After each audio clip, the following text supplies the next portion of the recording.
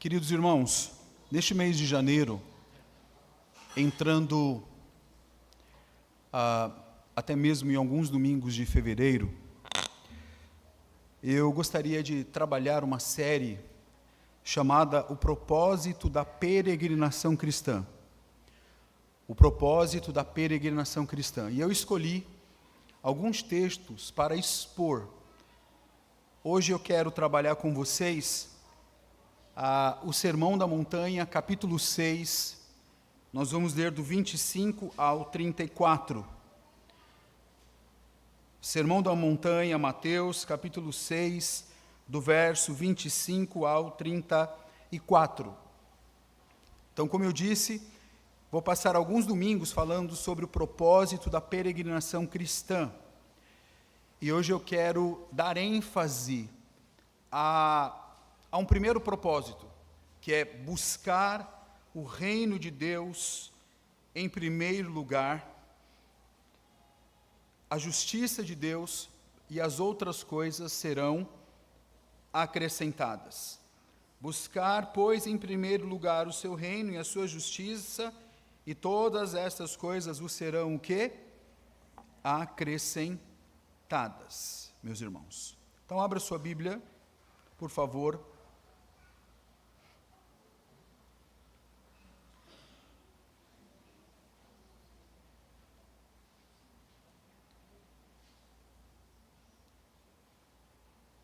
Amém? Vamos ler de forma alternada, tá? Qualquer inquietude dos pequenos, nós temos um berçário, você pode ir lá, dar uma voltinha com eles, voltar, tá bom? E aí a gente vai também trabalhando e treinando as crianças para que participem do culto solene. Eu vou ler os ímpares e vocês os pares. Vamos lá? Vamos lá, irmãos? Por isso vos digo, não andeis ansiosos pela vossa vida, quanto ao que haveis de comer ou beber, nem pelo vosso corpo, quanto ao que haveis de vestir. Não é a vida mais do que o alimento e o corpo mais do que as vestes?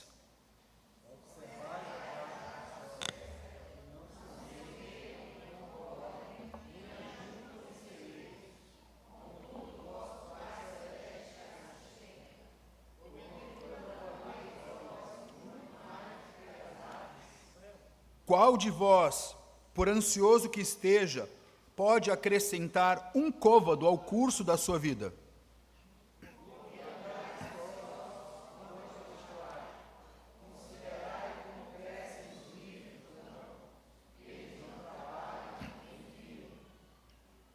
Eu, contudo, vos afirmo que nem Salomão em toda a sua glória se vestiu como qualquer deles.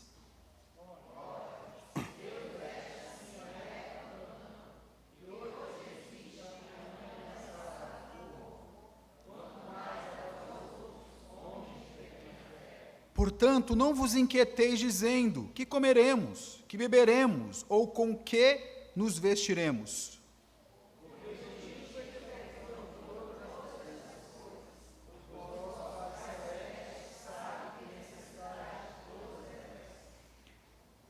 Buscai, pois, em primeiro lugar o seu reino e a sua justiça, e todas estas coisas vos serão acrescentadas.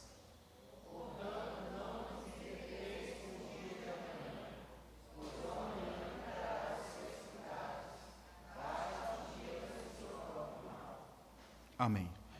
Vamos baixar os nossos celulares, por favor, e vamos então agora orar ao Senhor.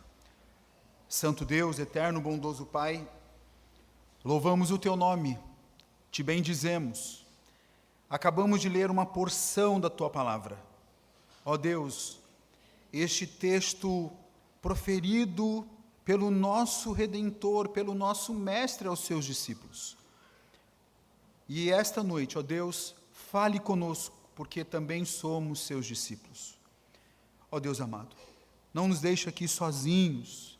Nós não podemos ficar sozinhos, mas é imprescindível a ação poderosa e eficaz do Teu Santo Espírito, Senhor. Abençoe as nossas vidas, ilumine as nossas mentes, a fim, Deus, de que possamos glorificá-lo, a fim de que possamos, ó Deus, ser confrontados, a fim de que possamos ser edificados e para também, ó Senhor, praticarmos a Tua santa e bendita palavra. Que o Senhor cresça e que todos quantos que aqui estão diminuam em nome de Jesus, todos digam amém. Amada igreja, todo o início de ano traz consigo metas, expectativas, planos, resoluções. As pessoas planejam viagem, planejam como vão ganhar mais dinheiro, planejam até mesmo como vão tomar conta da sua própria saúde, planejam como vão ser os estudos e até mesmo o crescimento pessoal em várias áreas da vida. O problema surge quando o cristão começa o ano do mesmo modo que o mundo, apenas mudando os objetivos, mas não revendo as suas prioridades. A pergunta bíblica não é o que você quer conquistar este ano, mas o que governa o seu coração neste novo ano? Quem vai governar o seu coração? São os seus ídolos, seus desejos, suas vontades, os seus prazeres, ou o que o texto sagrado vai nos dizer no contexto anterior, nos dizendo que o nosso grande tesouro está nos céus. O nosso grande tesouro é Cristo Jesus, nosso Senhor. Jesus não nos chama somente para reorganizar a agenda.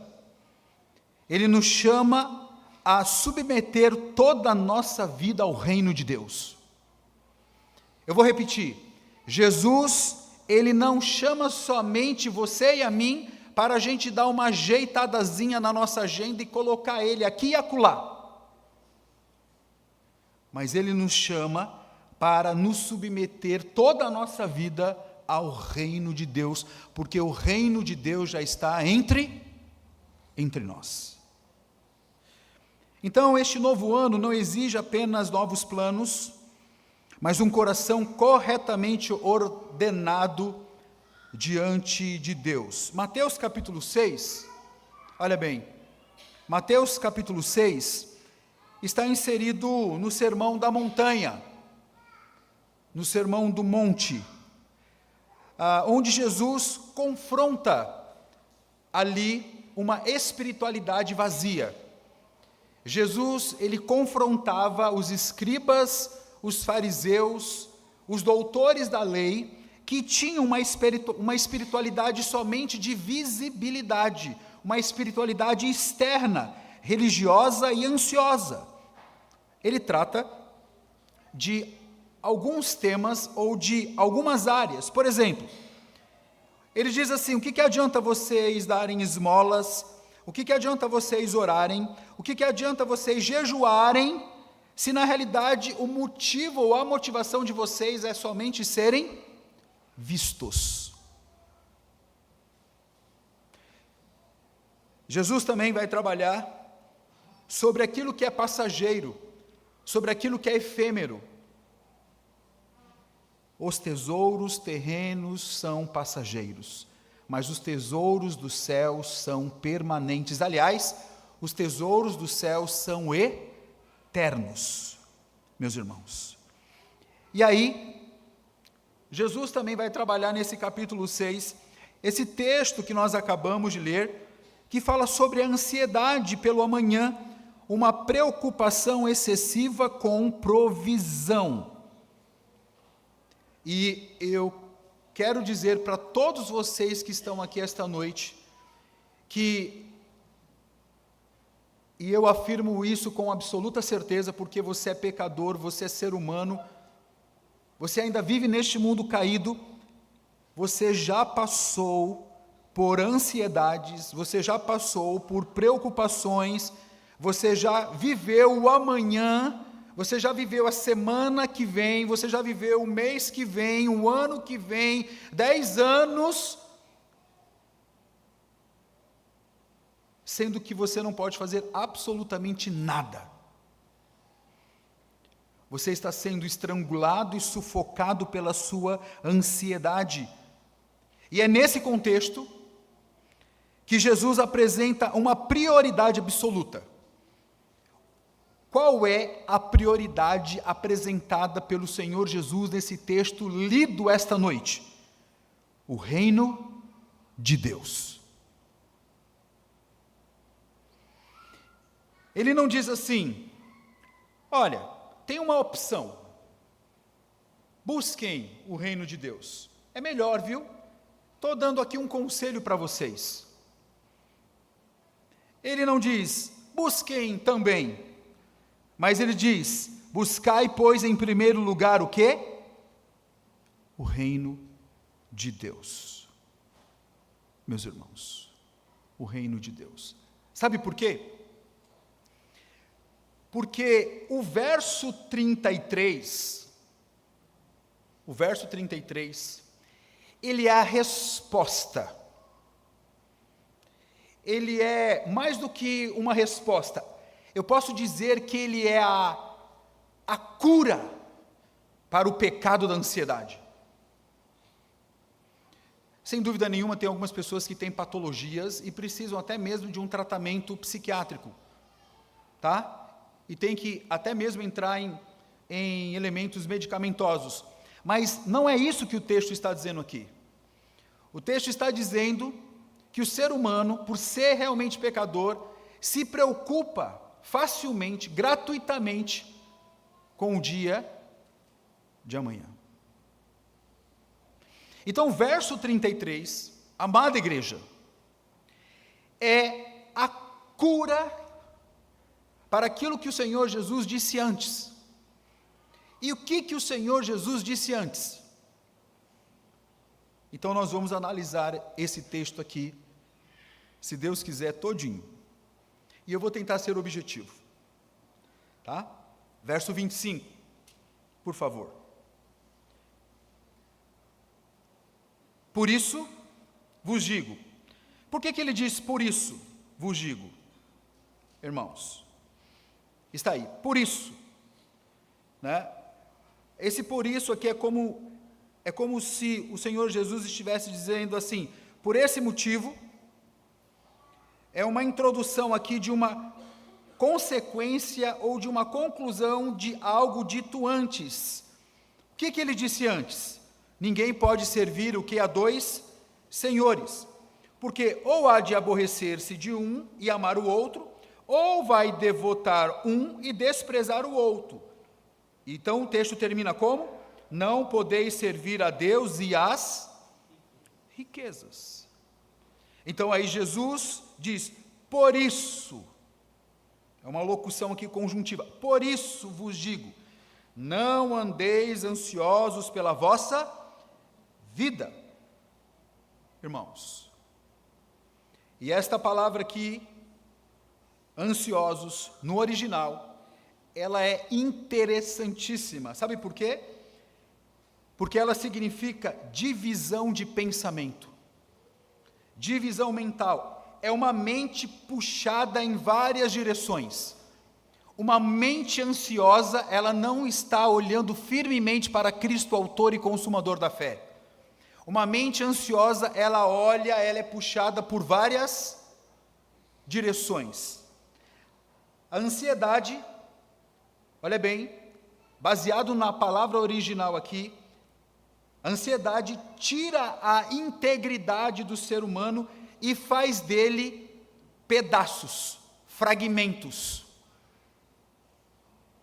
Então, quando Jesus diz, por isso vos digo, não andeis divididos, é assim, não andeis divididos pela vossa vida, quanto ao o quê? Ao que haveis de comer, beber, quanto ao que haveis também de vestir, necessidades básicas, comer, beber e vestir. É uma promessa, irmãos. Que promessa, pastor? que nós não devemos nos preocupar.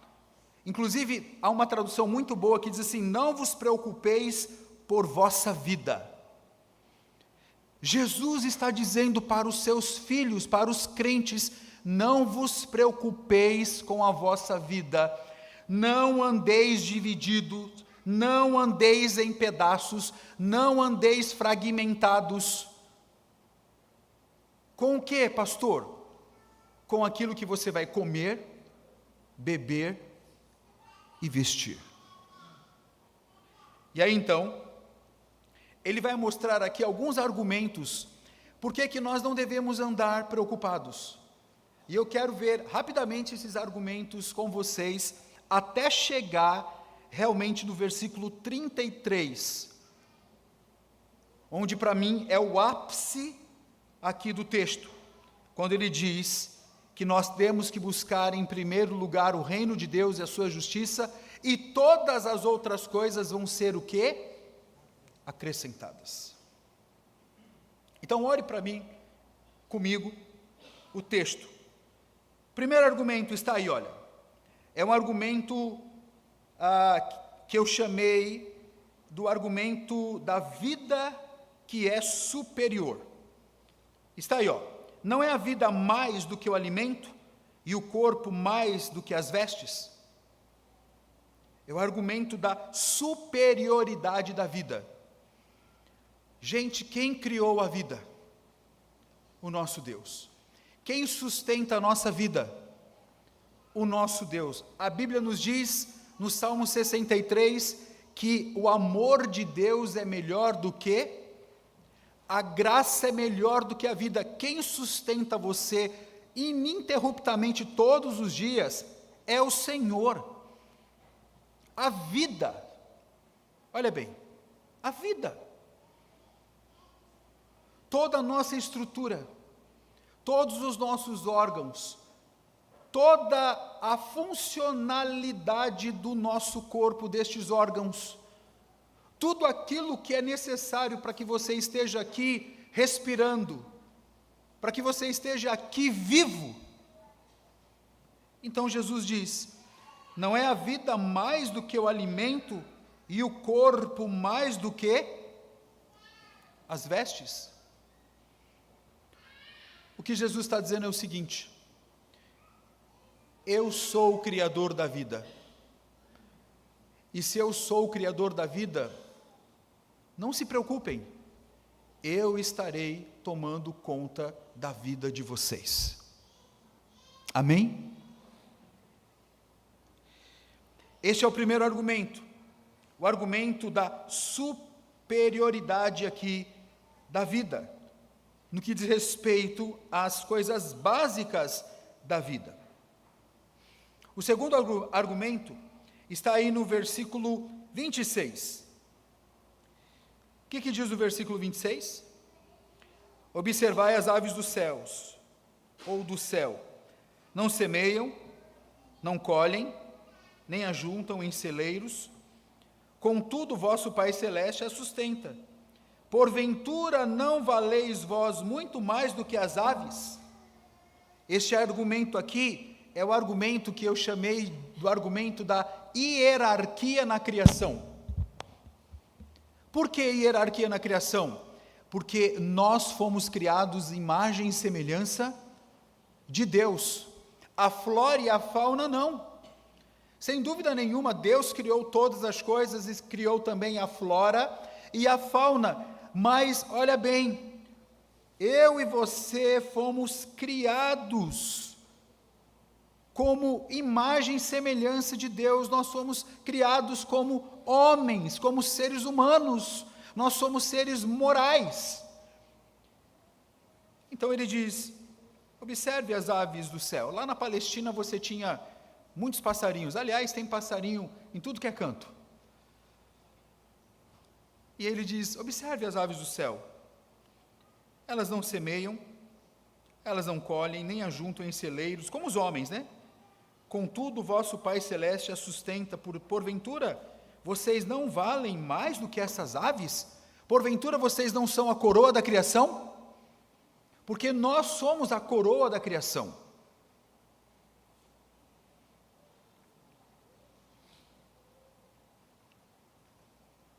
O versículo 27, nós vamos ter aqui um terceiro argumento. Qual de vós, por ansioso que esteja, pode acrescentar um côvado ao curso da sua vida? Aqui é o argumento do controle, né? Amada igreja, nós achamos que podemos controlar as nossas vidas. Achamos que podemos controlar a nossa história. Achamos que podemos controlar os nossos dias. Mas Cristo Jesus diz: qual de vós, por ansioso que esteja, pode acrescentar 50 centímetros ou 55 centímetros, aqui, a medida de um antebraço? Eu e você, nós não podemos fazer absolutamente nada no que diz respeito ao tempo da nossa vida. E aí Jesus diz assim: por que vocês estão ansiosos? Se vocês não podem controlar a vida de vocês. E nós temos que ser honestos. Nós queremos controlar a nossa vida. Nós queremos estar no controle. Mas nós nos enganamos. Nós, na realidade, nos iludimos quando achamos que podemos controlar a nossa vida. Controlar, por exemplo, o tempo que nós vamos viver aqui. A minha vida, a minha história, a sua história, os nossos dias já foram determinados pelo nosso Deus. Nem um dia a mais, nem um dia a menos. Nem um segundo a mais, nem um segundo a menos. Então, por que andar ansioso? Por que andar dividido? Por que andar em pedaços? Por que andar sufocado, estrangulado por esta preocupação, por esta ansiedade inútil? Eu quero dizer para você que o que o Senhor Jesus está dizendo aqui é o seguinte: vocês estão vivendo uma ansiedade inútil.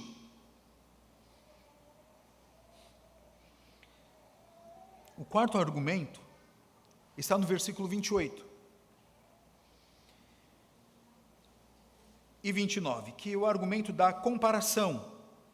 Ele diz: e por que andais ansiosos quanto ao vestuário? Considerai como crescem os lírios do campo, eles não trabalham nem fiam. Os lírios do campo, vocês sabem, são aquelas pequeninas flor com várias cores, que em um determinado momento, na primavera, lá na Palestina, deixava floridos campos. E aí então Jesus diz: eu contudo vos afirmo que nem Salomão em toda a sua glória se vestiu como qualquer deles. Olha, Salomão foi o homem mais rico, foi o rei mais rico, mais portentoso, ostentou, tudo que Salomão quis ele teve, mesmo no fim da vida ele dizendo que tudo foi vaidade, tudo foi vazio, tudo é vaidade debaixo do sol. Então, o quarto argumento aqui de Jesus, para que eu e você não andemos ansiosos, por exemplo, quanto àquilo que nós vamos nos vestir, meus irmãos, é que os lírios do campo, eles não fazem absolutamente nada, porque é o Senhor que, pela providência dEle, controla o crescimento e a beleza dos lírios do campo. E Ele não vai tomar conta da minha vida e da sua vida nas nossas necessidades básicas? Claro que sim.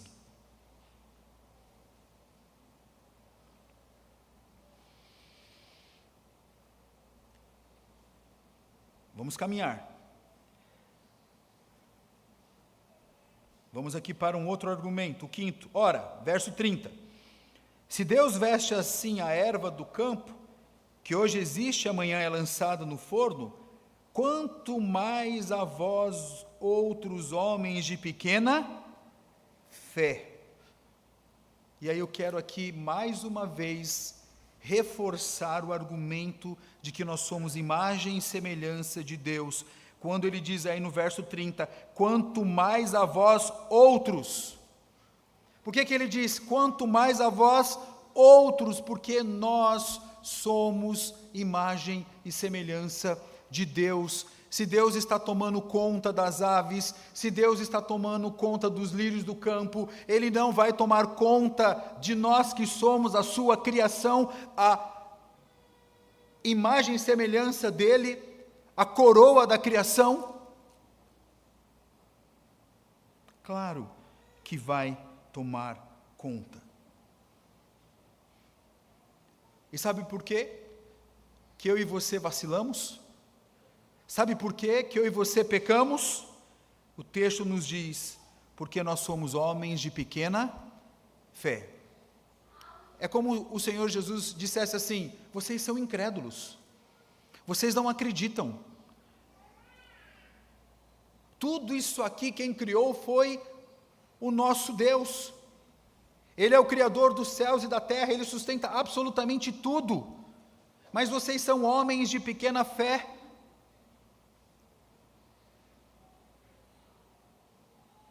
Quantas vezes eu e você desacreditamos da provisão de Deus? É uma pergunta aplicativa. Eu quero que você responda aí no seu coração. Quantas vezes na sua vida você foi incrédulo? Você não creu que Deus estaria suprindo as suas necessidades. Mas eu quero te dar uma boa notícia.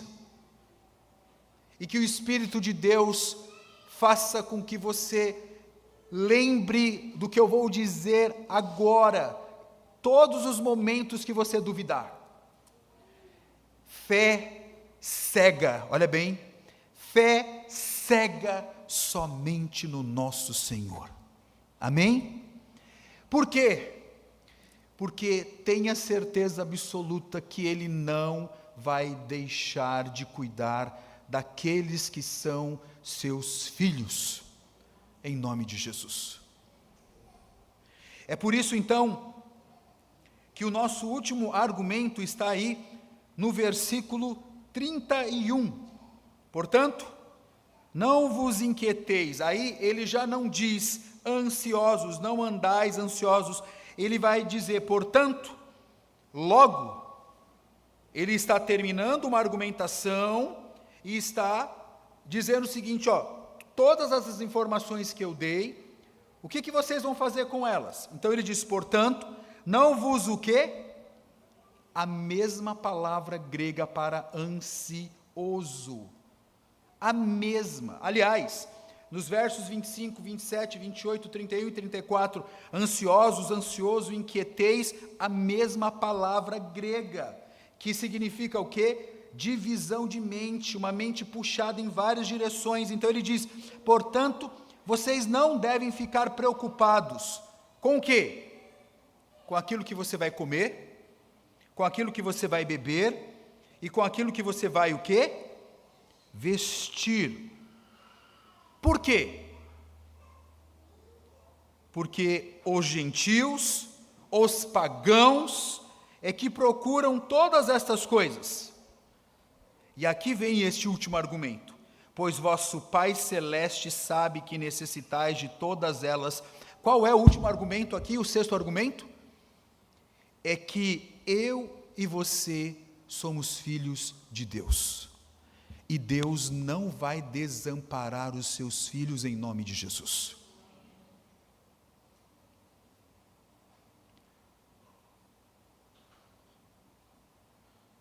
Você até pode achar que Ele vai lhe desamparar. O diabo talvez possa colocar isso no seu coração.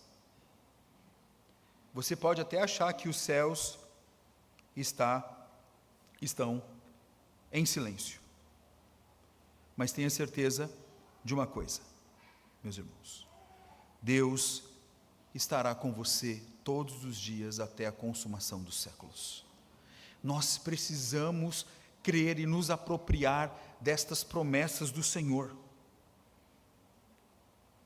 porque os gentios é que procuram todas essas coisas. Os gentios, os pagãos, aqueles que não creem, aqueles que não são filhos de Deus, é que vivem uma vida atribulada, uma vida preocupada, uma vida sufocada, estrangulada.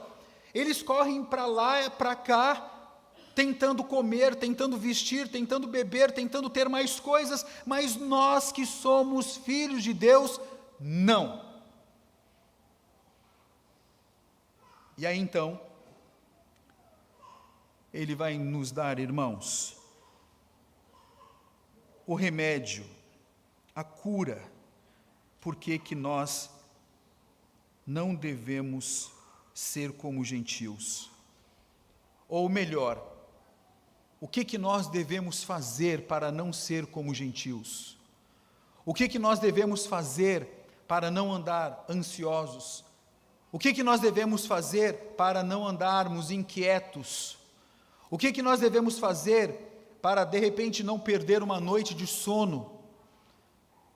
O que nós devemos fazer para que, de repente, a sua mente esteja um turbilhão de pensamentos, totalmente fragmentada e dividida? O que nós devemos fazer? O texto nos diz. Verso 33, vamos ler em uma só voz? Vamos lá? Buscai, pois, em primeiro lugar, o seu reino e a sua justiça, e todas as acrescentadas, meus irmãos, acrescentadas. O que é buscar este reino de Deus? É desejar que Deus reine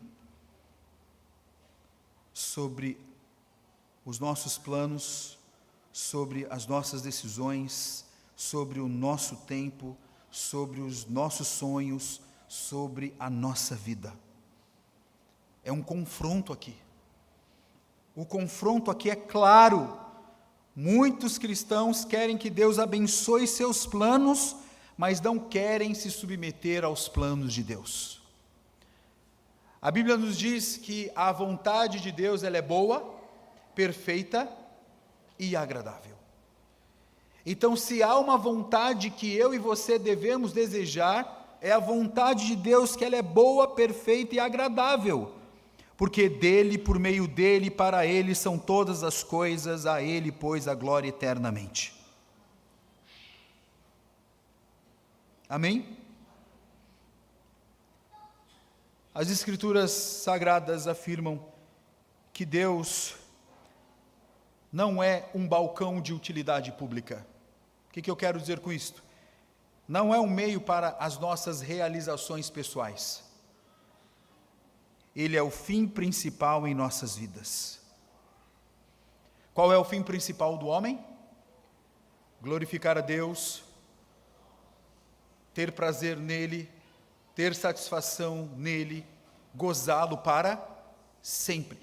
Este é o nosso grande desafio diário. Qual é o nosso grande desafio diário? Glorificar a Deus. O nosso grande desafio diário é vivermos mais para Deus e menos para nós mesmos. Meus irmãos, este é o nosso grande desafio, meus queridos, grande desafio. Nós devemos buscar o reino de Deus, meus queridos. Por quê?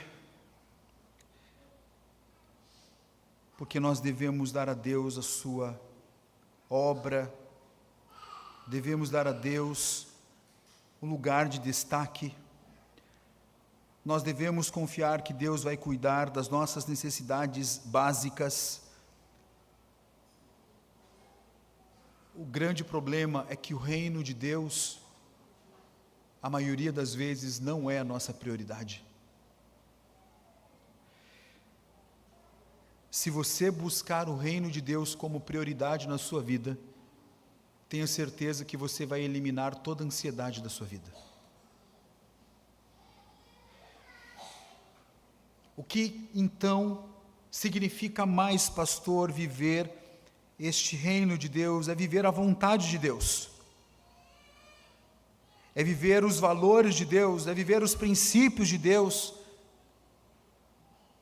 É viver não as nossas decisões, mas as nossas decisões estarem pautadas na palavra de Deus.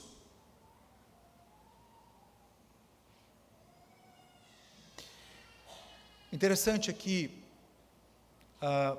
na época do Senhor Jesus, os judeus esperavam um libertador geopolítico, alguém que iria destronar Roma, mas o reino de Deus não é algo geopolítico, o reino de Deus não é algo físico, o reino de Deus é algo espiritual. Nós temos que entender que o governo de Deus é um governo espiritual, meus irmãos. E é por isso então que Ele nos chama para que possamos viver o amor, a justiça, a paz. É por isso que Ele nos chama para que possamos ter uma vida alinhada à vida de Deus. Onde nós estamos gastando a nossa energia? Você está se desgastando com o quê? Para você mesmo?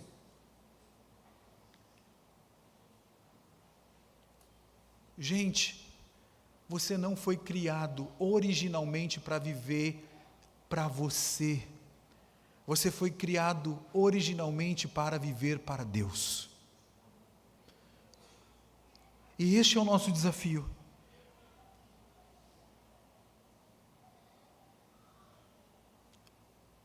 Onde você gasta a sua energia, onde você gasta os seus recursos. Se tudo isso aqui vai passar, tudo, absolutamente tudo isso aqui vai passar. Então, por isso, que Jesus diz: buscai, pois, em primeiro lugar o seu reino e a sua justiça. E todas estas coisas vos serão, o quê? O que significa todas estas coisas? Comer, beber e vestir. Olha, comer, beber e vestir. É isso. Se nós buscarmos o reino de Deus em primeiro lugar, e a justiça aqui é a vontade de Deus, justiça aqui nada mais é do que fazer a vontade de Deus, obedecer a sua lei, nós então não vamos andar preocupados, ansiosos, correndo o tempo todo, com a nossa mente dividida, com o nosso coração apertado, angustiado. Gente, fomos chamados, olha bem, você que está aqui esta noite e é crente no Senhor Jesus, você foi chamado para viver para Deus e para o seu reino. Então gaste o seu tempo no reino de Deus, a sua energia no reino de Deus, os seus recursos no reino de Deus, a sua saúde no reino de Deus. Viva para Deus e não para você mesmo em primeiro lugar. Pastor, então eu não vou poder fazer nada, eu não vou poder ter nada. Eu não estou dizendo isso. O que eu estou dizendo é que tudo que você for fazer, comendo, bebendo, ou qualquer outra coisa que você venha fazer, faça para a glória de Deus. E aí então Jesus termina: portanto, não vos inquieteis com o dia de amanhã, pois o amanhã trará os seus cuidados, basta ao dia o seu próprio mal. Quantos aqui esta noite já se preocupou com o dia de amanhã? Quantos? Todos. Até as nossas crianças. As nossas crianças estão cada vez mais preocupadas e ansiosas. Mas Jesus disse novamente este portanto aqui, logo, e este portanto é referente, olha bem, ao versículo 33. O que eu faço com essa informação? Não vos inquieteis com o dia de amanhã. Porque cada dia vai trazer o seu próprio cuidado e o seu próprio mal. Se Deus está com você todos os dias até a consumação dos séculos, Jesus está dizendo assim: viva a cada dia. Não tente viver a segunda-feira, viva o domingo. Não tente viver a terça, porque a terça-feira vai chegar. E quando ela chegar, eu estarei com você. Amém? Quando os problemas chegarem, quando o mal daquele dia chegar, mesmo que o mundo inteiro caia sobre a sua cabeça, eu estarei com você. Amém? Se você buscar em primeiro lugar o reino e a sua justiça, tenha certeza que você não terá um coração ansioso, porque você vai descansar no Senhor. Jesus nos chama para que possamos descansar nele, meus amados irmãos. Amém? Jesus nos chama para que possamos colocá-lo em primeiro lugar nas nossas vidas. Deus em primeiro lugar. Deus nos chama para vivermos primeiramente para Ele e não para nós mesmos. Este é um grande desafio. Grande desafio. E Deus nos chama para que não fiquemos inquietos, para que não fiquemos ansiosos. Por quê? Porque Ele tem cuidado de cada um de nós. A palavra de Deus, lá em Filipenses, abra sua Bíblia rapidamente, lá em Filipenses, capítulo 4, versículo 6.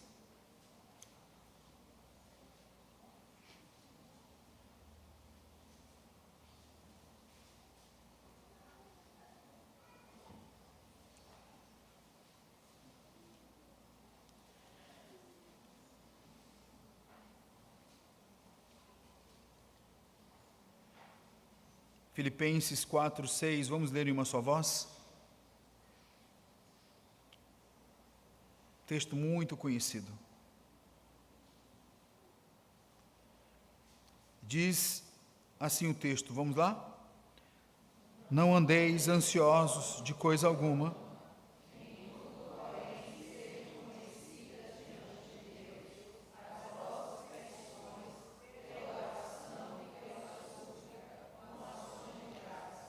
e o verso 7, e a paz de Deus,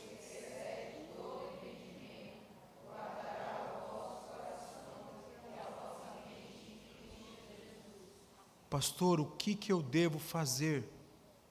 Isto aqui que Paulo escreve para a igreja de Filipos. A palavra aqui, não andeis ansiosos, é a mesma palavra de Mateus capítulo 6, versículo 25 até o 34.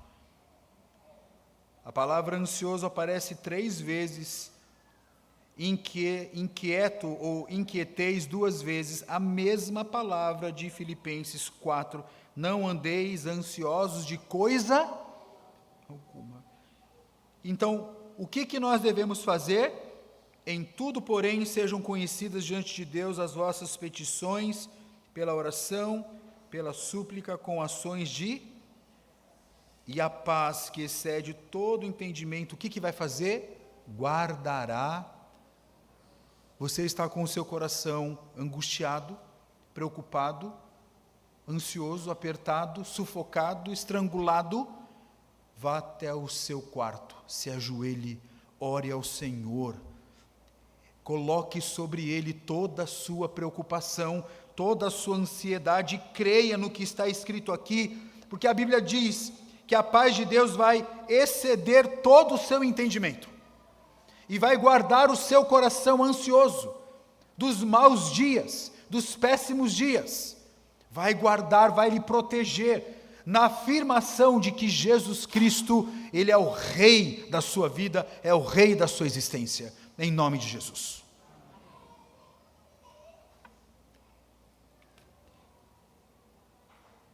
Que Deus em Cristo nos abençoe, hoje e sempre. Busque em primeiro lugar o reino de Deus, leia a Bíblia, ore, jejue, venha à igreja, tem que vir à igreja, tem que participar da ceia, tem que participar dos meios de graça. Viva o reino de Deus, viva o reino de Deus, e você vai ver como você será uma pessoa menos preocupada e ansiosa, em nome de Jesus.